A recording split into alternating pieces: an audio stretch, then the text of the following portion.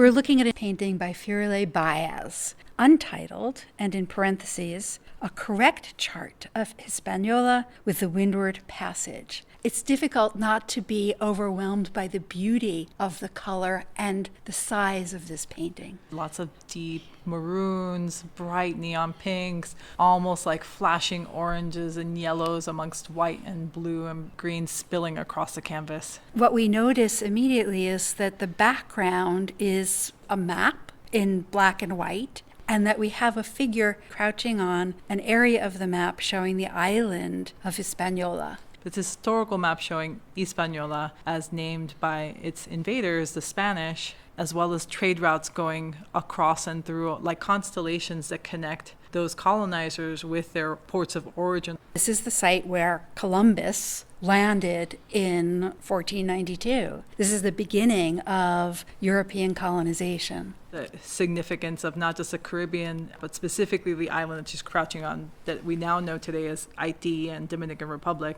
named by its indigenous peoples, the Taínos, as Haiti and Quisqueya. And so what was considered a discovery for those colonizers, the Spanish, the French, the English, was really spaces that were known historically and had texture and contours to indigenous peoples of the region who were decimated by the disease brought over across the ocean. So we have this figure who dominates this map that is a signal to me of the European Enlightenment, of the desire to map the world, to travel the world, to colonize the world, to name it, classify it, especially all those efforts by Europeans in the Americas. Yes, and the figure is one of Baez's cosmic women. There's a suggestion of a resistance through the fact that we can't see her, we can't identify her. The fact that the artist refers to this figure as a cosmic woman makes me think about the cosmic, world-changing consequences of what happened in this place. And especially when we look at the shadow cast over not just the island of Hispaniola, but also the Caribbean writ large as it goes off the canvas as well. I feel like I see worlds and galaxies and planets. This is something that for Baez is a meditation she continues to have on other worlds, other futures, especially reflecting on the idea of Drexia, which is this idea of a black Atlantis, of folks who survived being thrown off of the sides of ships.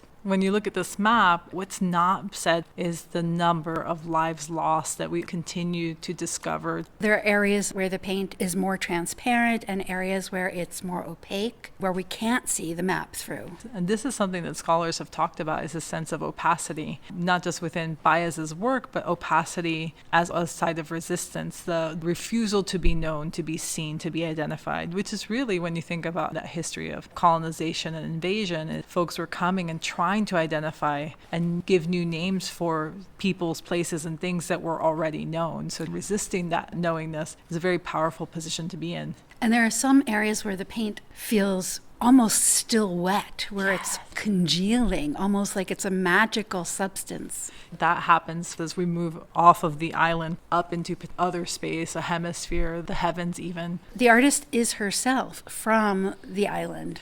Baez has roots across both Haiti and the Dominican Republic, thinking of those 2 feet that are separate, of the fact that the figure is in the center of the island, calls up the Haitian Revolution for me and the self-liberation of Haitian peoples from French oppression and colonization. And there are some areas where I feel like I'm looking at an ocean, swirls of water, reminding me of the Middle Passage. In the name, the Windward Passage. This was a passage that linked the Atlantic Ocean to the Caribbean. And we can see it clearly marked in this map. In fact, there's other parts that don't have as much presence outside of, say, the name of the island of Cuba, or even here across the Dominican where it says Spanish Quarters. So there's these little moments where she allows this highlight to happen through the map itself, revealing more information, but then also the figure covering up other information that's not necessarily, I think, important for us to know so much as to sit with the figure and have this moment of reflecting on what is not being represented.